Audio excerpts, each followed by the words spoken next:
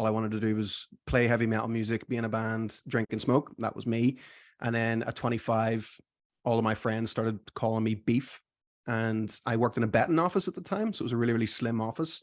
And they couldn't get past me because I put on so much weight, and they just started poking fun at me, as friends do. Good friends, the best friends you have, they'll poke fun at you. Absolutely.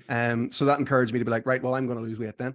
And I decided to try martial arts as a first thing to go for.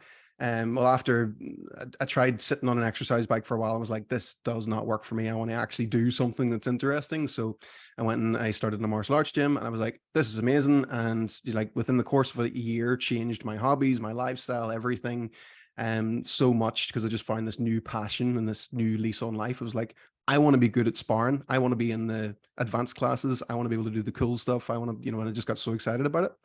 And I got away with things for about a year. There was like warning signs, and it was like I couldn't do some of the movements. So if you've ever done MMA, there's a move that's called like the triangle choke, where you have to wrap your leg around someone else's neck and then clamp it down and stuff. I just couldn't do it, and I thought, that's a stupid exercise. I didn't realize there was a reason for it, which was that my hip mobility was so poor at the time. And whenever everyone in the class was doing squats and stuff, I was barely getting anywhere near to a parallel depth of a squat. And there was just so many little things that I just couldn't do. And I just never really thought anything of it. But anytime I was exercising, it was like my lower back always hurt, my knees always hurt. And I just thought that's the way people feel, because you don't know how everybody else feels when they're doing stuff. You're just like, that must be normal. And yeah, that's why we're a big proponent of telling people that is not normal. You should not feel like that. So yeah, after that first year, like I lost loads of weight, looked great, but I was in so much pain, and I just kept tweaking things all the time. My knee, my neck, my elbow, my shoulder, and just all these things just kept happening. And I ended up tearing meniscus in my knee, and I ended up walking with a limp for about a year because it took me so long to get it seen to. So then my hips started to shift as well. So I had poor flexibility in my hips, and they had shifted as well. And then I just kept cracking on, and I started being like, right, okay, I'll sort my flexibility out then.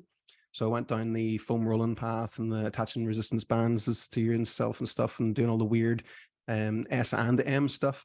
And yeah, it did start to increase my flexibility. I was starting to actually get the squat lower and stuff, but then my problems just started getting worse. And then I ended up injuring my back really quite badly. And I got an L4, L5 disc protrusion and an L5S1 disc extrusion, which impinges on the nerve root as well.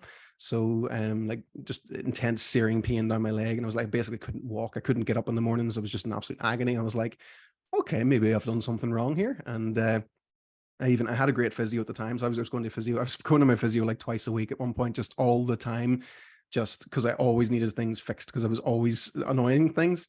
And I just classified that as somebody else's job. Somebody else is supposed to fix that stuff, not yourself. And yeah, so I just got to a point where I was just so broken. It was like, okay, I can't train anymore at all. So I then went on this period for a year of learning how to fix my flexibility properly, and learning about my stability and the differences from side to side that I had. And I was just an absolute mess. There's so many people I meet now that are like, oh, you've never seen anyone like me before. And still to this day, I'm still like, you've no idea how bad I was.